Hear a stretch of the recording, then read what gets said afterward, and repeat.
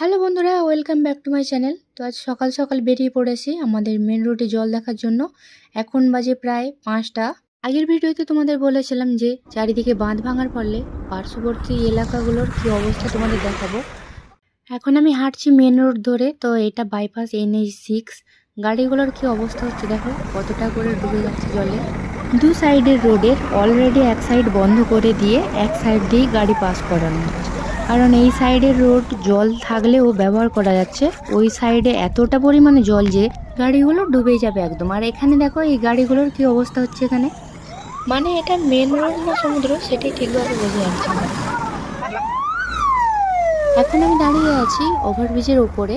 তো নিচের রোড দেখো, প্রায় এক মানুষ জল, বাড়িগুলো তো প্রায় ডুবেই গিয়েছে। আর এখান থেকে কিছু মানুষ জাল ফেঁকে মাছ ধরছে। আর এখানে ফার্নিচারের দোকানটার নিচের তলাতে জল।